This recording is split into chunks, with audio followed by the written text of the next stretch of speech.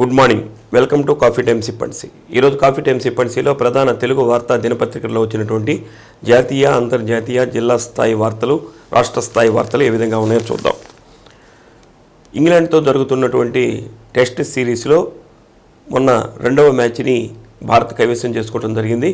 మూడవ మ్యాచ్ని కూడా 434 పరుగుల భారీ విజయంతో భారత జట్టు రికార్డు స్థాయిలో విజయాన్ని సాధించి 2-1 స్కోర్ తోటి భారత్ ముందంజలో ఉంది. అలానే ఆసియా క్వీన్స్ ఏమాత్రం అంచనాలు లేకుండా ఆసియా బ్యాడ్మింటన్ టీమ్ ఛాంపియన్షిప్ బరిలోకి దిగినటువంటి భారత జట్టు ట్రోఫీనే కైవసం చేసుకున్నటువంటి ఒక సంతోషకరమైనటువంటి వార్తను కూడా ప్రచురించారు. అలానే మోడీ గారు నిన్న మాట్లాడినటువంటి మన్ కీ బాత్లో దానికి సంబంధించినటువంటి వార్తను కూడా ప్రధానంగా వేశాడు. లక్ష్య సాధన కోసం అహర్నిశలు శ్రమిద్దాం, నవభారత నిర్మాణం నిర్మిద్దాం అంటూ మోడీ గారు మాట్లాడినటువంటి మాటలను కూడా ప్రధాన ఐటెంగా వేయటం జరిగింది. ఇక మన రాష్ట్ర స్థాయి వార్తలకు కనుక వస్తే, మంచి పాలనకు మళ్లీ సిద్ధం, రాప్తాడు సభలో సీఎం వైఎస్ జగన్ పిలుపు, సీమలో జనసముద్రం అన్నటువంటి ఒక వార్తని ప్రధానంగా చూస్తున్నాం. ఈనాడు దినపత్రికని కనుక చూస్తే 99 హామీలు నెరవేర్చాం. నిన్న రాప్తాడులో జరిగినటువంటి సభలో సీఎం జగన్మోహన్ రెడ్డి గారు మాట్లాడినటువంటి మాటలు కూడా వేశారు. జగన్ సభలో ఆంధ్రజ్యోతి ఫోటోగ్రాఫర్పై వైకాపా దాడి అన్నటువంటి ఇంకొక వార్త కూడా, చర్చకు సిద్ధమా జగన్, చంద్రబాబు నాయుడు గారు సవాల్ విసిరారు. దానికి సంబంధించినటువంటి ఒక వార్తను కూడా వేశారు. మళ్ళీ మేమే, దేశానికి మేలే, వికసిత భారత్ కోసమే నా తపన అంటూ మోడీ గారు మన్ కీ బాత్లో చేసినటువంటి వ్యాఖ్యల్ని ఈనాడులో కూడా ప్రధానంగా వేయడం జరిగింది. అలానే ఆంధ్రజ్యోతి దినపత్రికని కనుక మనం తీసుకుంటే, సర్కారు పర్యవేక్షణలో ఇసుక మహాదోపిడి అన్నటువంటి వార్త, అంతరిక్షంలోకి అణ్వాయుధం అన్నటువంటి ఇంకొక వార్త, ఉత్తమ ముఖ్యమంత్రి నవీన్ పట్నాయక్ ప్రజాదరణలో ఒడిశా సీఎం టాప్ అన్నటువంటిది ఒక వార్తని ప్రముఖంగా ప్రకటించారు. అలానే ఆంధ్రజ్యోతి దినపత్రిక ఫోటోగ్రాఫర్పై దాడి చేసినటువంటి ఒక వార్తను కూడా ప్రధానంగా వేయటం జరిగింది. ఇక మన జిల్లాకు సంబంధించినటువంటి వార్తలను చూస్తే, నిన్న మన ఆంధ్ర రాష్ట్ర ఉమ్మడి రాష్ట్రం ఉన్నటువంటి ముఖ్యమంత్రి కొణిజేటి రోసయ్య గారు, అలానే తమిళనాడు గవర్నర్గా పనిచేసినటువంటి రోసయ్య గారి యొక్క కాంస్య విగ్రహాన్ని బాపూజీ మార్కెట్ కాంప్లెక్స్ ఎదురుగా ఏర్పాటు చేశారు. దానిని నిన్న ఒంగోలు శాసనసభ్యులు మాజీ మంత్రివర్యులు బాలినేని శ్రీనివాసరెడ్డి గారు ప్రారంభించడం జరిగింది. రోసయ్య గారికి ముఖ్యమంత్రిగా ఉన్నప్పటి నుంచి, గవర్నర్గా ఉన్నప్పుడు కూడా వారితోటి మంచి అనుబంధం వారితోటి ఉండేదని చెప్పి బాలినేని శ్రీనివాసరెడ్డి గారు చెప్పడం జరిగింది. అలానే వారి నాన్నగారు వెంకటేశ్వర రెడ్డి గారు, రోసయ్య గారు హిందూ కాలేజీలో ఇద్దరు చదువుకున్నారు, వాళ్ళిద్దరు ఫ్రెండ్స్ అన్నటువంటి విషయాన్ని కూడా వ్యక్తం చేయడం జరిగింది. అందువల్లనే రోసయ్య గారితోటి వారి కుటుంబానికి ఉన్నటువంటి అనుబంధం, లోకల్గా ఉన్నటువంటి ఆర్యవైశ్యులతో ఉన్నటువంటి అనుబంధాన్ని దృష్టిలో పెట్టుకొని మంచి సెంటర్లో రోసయ్య గారి విగ్రహం ఏర్పాటు చేద్దామని చెప్పి ఆ రోజు ఆర్యవైశ్యులందరికీ కూడా హామీ ఇవ్వటం జరిగింది. ఆ హామీని నిలబెట్టుకుంటూ బాపూజీ మార్కెట్ కాంప్లెక్స్ ఎదురుగానే అద్దంకి బస్టాండ్ సెంటర్లో దీన్ని ఏర్పాటు చేశారు, కాంస్య విగ్రహాన్ని. దాన్ని నిన్న ఒంగోలు ఎంపీ మాగుంట శ్రీనివాసరెడ్డి గారు, అలానే సిద్ధ రాఘవరావు గారు, మాజీ మంత్రివర్యులు బాలినేని శ్రీనివాసరెడ్డి గారు, వీళ్ళందరూ కూడా పాల్గొని దాన్ని ప్రారంభించారు. ముఖ్యంగా ఆర్యవైశ్యులు అందరూ కూడా ఏమిటంటే, అది అద్దంకి బస్ స్టాండ్ సెంటర్ అని చెప్పి పేరు, అలానే బాపూజీ మార్కెట్ కాంప్లెక్స్ సెంటర్ అని కూడా అంటారు. అయితే అనాదిగా మనకి అద్దంకి బస్ స్టాండ్ సెంటర్ అని దానికి పేరు. అయితే దాన్ని రోసయ్య సెంటర్గా మార్పు చేయమని చెప్పి ఆర్యవైశ్యులందరూ అడగటంతో దాన్ని సంబంధించి నగరపాలక సంస్థలో కౌన్సిల్లో ప్రవేశపెట్టి దాన్ని కూడా మార్చేటటువంటి ఏర్పాటు చేస్తామని బాలినేని శ్రీనివాసరెడ్డి గారు హామీ ఇవ్వడం జరిగింది. ఎంపీ మాగుంట శ్రీనివాసరెడ్డి గారు కూడా మాట్లాడుతూ, రోసయ్య గారు 16 సార్లు అసెంబ్లీలో బడ్జెట్ని ప్రవేశపెట్టి ఎవరు ఆ రికార్డుని బద్దలు కొట్టలేరు, అటువంటి రాజకీయ చతురుడు, దేశ చరిత్రలోనే ఆయన అరుదైనటువంటి రికార్డు అని చెప్పి ఎంపీ మాగుంట శ్రీనివాసరెడ్డి గారు కూడా ఘనమైనటువంటి నివాళులు అర్పించారు. అలానే మాజీ మంత్రివర్యులు సిద్ధ రాఘవరావు గారు, వీళ్ళందరూ ప్రముఖులందరూ కూడా పాల్గొన్నారు. 10th క్లాస్ పరీక్షలు మరో 30 రోజుల్లో జరగబోతున్నాయి. దీనికి సంబంధించి అపుస్మా అంటే మనకి ఇక్కడ ఉన్నటువంటి ప్రైవేట్ పాఠశాలలు ఏవైతే ఉంటాయో, Andhra Pradesh unaided private schools managements association ఆధ్వర్యంలో పిల్లలకి 10th క్లాస్ పిల్లలకి A1 కన్వెన్షనల్లో ఒక మోటివేషన్ క్లాస్ అయితే పెట్టారు. ఇది మంచి 10th క్లాస్ విద్యార్థులకి ఉపయోగకరమైనటువంటిది. దీన్ని ఏర్పాటు చేసినటువంటి అప్పుస్మా అధ్యక్షుడు విఎన్జి మాధవరావు గారిని మనం అభినందించాలి. ఎందుకంటే పరీక్షలకు వెళ్ళేటువంటి విద్యార్థులకి ఈ మోటివేషన్ క్లాసులు అనేవి చాలా ఇంపార్టెంట్. దీనికి motivation trainers doctor Ravindra, Singanshetti Abhishek వచ్చారు. ఏకాగ్రతతో అధ్యయనం చేస్తే ఏది సాధించలేనిది ఏమీ లేదన్నటువంటి విషయాన్ని చెప్పారు. ముఖ్యంగా 30 రోజులు వ్యవధి ఉంది కాబట్టి ఇప్పటికైనా సరే కొద్దిగా చదువులు వెనకబడినటువంటి వాళ్ళు 30 రోజులు ప్రణాళికాబద్ధంగా చదివినట్లయితే 10th క్లాస్ పరీక్షని ఈజీగా రాయొచ్చు అన్నటువంటి ధైర్యాన్ని అయితే విద్యార్థులందరూ కూడా ఇవ్వడం జరిగింది. అయితే ఈ 30 రోజులు సెల్ ఫోన్ని పక్కన పెట్టండి, పుస్తకంలోనే తలను పెట్టండి అన్నటువంటి విషయాన్ని వారు చాలా చక్కగా వివరణ చేశారు.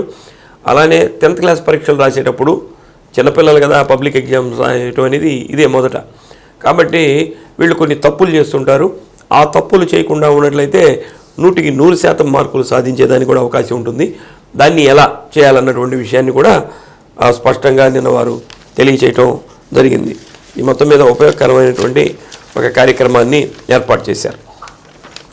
సిఎస్ఆర్ శర్మ కళాశాల మైదానంలో మెగా సౌత్ జోన్ క్రికెట్ టోర్నమెంట్ని మాజీ మంత్రివర్యులు బాలినేని శ్రీనివాసరెడ్డి గారు ప్రారంభించడం జరిగింది. దీంట్లో కర్ణాటక, తమిళనాడు, తెలంగాణ నుంచి 16 జట్లు పాల్గొన్నాయి. ఈ సౌత్ జోన్ కాబట్టి 16 జట్లు పాల్గొన్నాయి. ఈ 16 జట్లు కూడా మంచి జట్లే. దీనికి సంబంధించి నిన్న మన ఒంగోలు జిల్లా ఇన్ఛార్జి చెవిరెడ్డి భాస్కర్ రెడ్డి గారు, అలానే మంత్రివర్యులు డాక్టర్ రాజమల్లపు సురేష్ గారు కూడా పాల్గొన్నారు.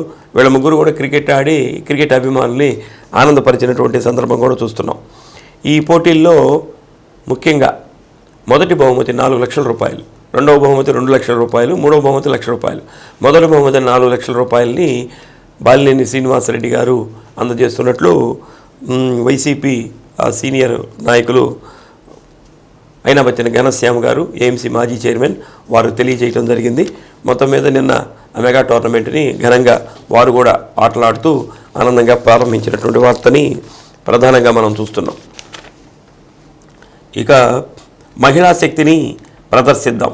వైఎస్ఆర్సీపీ గెలిచిన తర్వాత మహిళలకి పెద్దపీట వేసిందన్నటువంటి విషయాన్ని ప్రచార కార్యక్రమంలో భాగంగా దీనికి బాలినేని శ్రీనివాసరెడ్డి గారు, సతీమణి శచీదేవి గారు ఒక కొత్త కార్యక్రమాన్ని శ్రీకారం చుట్టారు.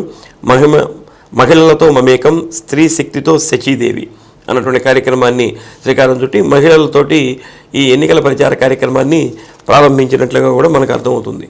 జగన్మోహన్ రెడ్డి గారు మహిళల్ని ఆర్థిక స్వావలంబన దిశగా వాళ్ళ కాళ్ళ మీద వాళ్ళు నిలబడేందుకు అన్ని రకాలైనటువంటి పథకాలను వాళ్ళకే అందించడం జరుగుతుంది. కాబట్టి మన ఒంగోలు నగరంలో కూడా, ఒంగోలు నియోజకవర్గంలో కూడా ఎవ్వరికి ఇది లేకుండా అందరికీ అన్ని సంక్షేమ పథకాలు అందించేందుకు బాలినేని శ్రీనివాసరెడ్డి గారు కృషి చేస్తున్నారు. కాబట్టి ఒంగోలు నియోజకవర్గంలో బాలినేని శ్రీనివాసరెడ్డి గారిని గెలిపించడం ద్వారా రాష్ట్రంలో సీఎం వైఎస్ జగన్మోహన్ రెడ్డి గారిని సీఎంగా మళ్ళీ చేయాలని చెప్పి శచీదేవి గారు, వారి కోడలు కావ్య గారు నిన్న మంగమూరు రోడ్లో ఉన్నటువంటి కళానికేతన్ ప్రాంతంలో మహిళలతోటి వారు మమేకమైనటువంటి కార్యక్రమాన్ని ఒకటి ప్రధానంగా చూస్తున్నాం. అలానే అయోధ్యలో రామ మందిర నిర్మాణం జరిగింది, మనందరికీ తెలిసినటువంటి వార్తే అది. అయితే దీనికోసం విహెచ్పికి సంబంధించి కార్యకర్తల కోసం ఒక ప్రత్యేకమైనటువంటి ట్రైన్ వేశారు. ఆ ట్రైన్లో నిన్న మన ఒంగోలు నుంచి కూడా ఇక్కడ ఉన్నటువంటి కార్యకర్తలు 70 మంది విహెచ్పి కార్యకర్తలు, విశ్వ హిందూ పరిషత్ కార్యకర్తలు ఒక 70 మంది ఇక్కడి నుంచి కూడా వెళ్ళడం జరిగింది. కాబట్టి 500 సంవత్సరాల పోరాటం ఫలించిన సందర్భంగా దేశంలో ఉన్నటువంటి వాళ్ళే కాకుండా ప్రపంచంలో ఉన్నటువంటి అందరూ కూడా అయోధ్య నగరానికి విచ్చేసి బాలరాముని దర్శించుకుంటున్నారు. అలానే దీనికి కృషి చేసినటువంటి వాళ్ళలో కరసేవకులు ప్రధానమైనటువంటి వాళ్ళు. ఆ కరసేవకులు మన ఒంగోలులో కూడా అప్పుడు ప్రత్యక్షంగా పాల్గొన్నటువంటి కరసేవకులు ఇప్పుడు ఒంగోలులో కూడా ఉన్నారు. అటువంటిది విహెచ్పి, విశ్వ హిందూ పరిషత్, వారి కోసం ప్రత్యేక ట్రైన్ వేసినటువంటి మోడీ గారికి ఇక్కడ ఉన్నటువంటి విశ్వ హిందూ పరిషత్ నాయకులందరూ కూడా ధన్యవాదాలు తెలియచేయడం జరిగింది. మనకి ఎన్నికల వేడి వచ్చేస్తుంది, వచ్చే వారంలోనే నోటిఫికేషన్ రావచ్చు అన్నటువంటి ఒక వార్త కూడా మనకి సోషల్ మీడియాలో హల్చల్ చేస్తుంది. అయితే ఇప్పటి నుంచే పోలీసు డిపార్ట్మెంట్ అప్రమత్తమై అన్ని చోట్ల కూడా చెక్ పోస్టులు ఏర్పాటు చేయడం జరిగింది. టంగుటూరు టోల్ ప్లాజా దగ్గర కూడా ఒక చెక్ పోస్ట్ని ఏర్పాటు చేశారు. దీనికి సంబంధించి నిన్న డిఎస్పీ గారు కూడా అక్కడ ఆకస్మికంగా ఒంగోలు డిఎస్పీ కిషోర్ బాబు గారు ఆకస్మికంగా నిన్న అక్కడ తనిఖీ చేయడం జరిగింది. ఎవరైనా సరే నగదు, అధికమైనటువంటి నగదు కారులో కనుక తీసుకువెళ్తున్నట్లయితే దానికి సంబంధించినటువంటి పత్రాలు ఉండాలి అని చెప్పి సూచన చేశారు. ఆ పత్రాలు లేకుండా ఉన్నటువంటి నగదుని సీజ్ చేయడం జరుగుతుంది. కాబట్టి దీని విషయంలో ప్రయాణికులు జాగ్రత్తగా ఉండాలి. వాళ్ళ సొంత డబ్బైనా సరే దానికి సంబంధించినటువంటి ఆధారాలు చూపించాలి, లేకపోతే ఆ ధనాన్ని సీజ్ చేయడం జరుగుతుందని వారు స్పష్టంగా చెప్పారు. అలానే అక్రమంగా వేరే రాష్ట్రం నుంచి మద్యం తెస్తే వాటిని కూడా సీజ్ చేయడం జరుగుతుంది. కాబట్టి అవి అరెస్ట్ కూడా చేయడం జరుగుతుంది. కాబట్టి వీటన్నిటిని దృష్టి పెట్టుకొని చెక్ పోస్టులు జిల్లా వ్యాప్తంగా కూడా ఏర్పాటు చేస్తున్నారు. ప్రజలు కూడా ఈ విషయాన్ని తెలుసుకొని ప్రయాణం చేయాలని చెప్పి విషయాన్ని వారు స్పష్టం చేశారు. 20వ తేదీ ఉద్యోగ మేళాని నిర్వహిస్తున్నట్లు జిల్లా ఎంప్లాయ్మెంట్ అధికారి భరద్వాజ గారు తెలియచేయడం జరిగింది. దీంట్లో ఈ జాబ్ మేళాలో పాల్గొనే వాళ్ళకి 18 సంవత్సరాల నుంచి 30 సంవత్సరాలు ఉండాలి. ఇంటర్మీడియట్ పాస్ అయి ఉంటే సరిపోతుంది. కాబట్టి ఆ రోజు నేరుగా పాత రిమ్స్ హాస్పిటల్ అంటే ప్రకాశం భవనం ఎదురుగా ఉన్నటువంటి ఎంప్లాయ్మెంట్ ఆఫీస్కి కనుక వచ్చినట్లయితే ఉదయం 10 గంటలకి ఈ జాబ్ మేళాలో పాల్గొనేదానికి అవకాశం ఉంటుంది. అందరూ వారికి సంబంధించినటువంటి సర్టిఫికేట్తో హాజరు కావాలని వారు కోరారు. నేడు విద్యుత్ సరఫరా కొన్ని ప్రాంతాల్లో నిలిపివేస్తున్నారు. దీన్ని కొద్దిగా పరిశీలనలో పెట్టుకోవాలి. ఎందుకంటే ఉదయం 10 గంటల నుంచి సాయంత్రం 4 గంటల వరకు తీసివేస్తున్నారు. కాబట్టి ఇది మహిళలు ఈ సమాచారాన్ని తెలుసుకొని ఉండటం మంచిది. మనకి టౌన్లో ఉన్నటువంటి హాట్ అయినటువంటి ప్రదేశాల్లోనే ఈ విద్యుత్ ఆధునీకరణ పనులు జరుగుతున్నాయి. ఇస్లాంపేట, పోస్ట్ ఆఫీస్ బజారు, మసీద్ బజారు, గోపీకృష్ణ థియేటరు, రిక్షాల బజారు తదితర ప్రాంతాలు అంటే ఆ ప్రాంతం మొత్తంలో కూడా ఈ పనులు జరుగుతూ తీసేస్తున్నారు. ఇది ఉదయం 10 గంటల నుంచి సాయంత్రం 4 గంటల వరకు ఉంటుంది. కాబట్టి ప్రత్యామ్నాయమైనటువంటి ఏర్పాట్లు చూసుకుంటే మంచిది. ఇది కాఫీ టైమ్ సిప్పన్సీలో ఈరోజు ఉన్నటువంటి ప్రధానమైనటువంటి వార్తలు. రేపటి కాఫీ టైమ్ సిప్పన్సీలో మరిన్ని వార్తలతో మళ్ళీ కలుద్దాం. అంతవరకు సెలవు. నమస్కారం.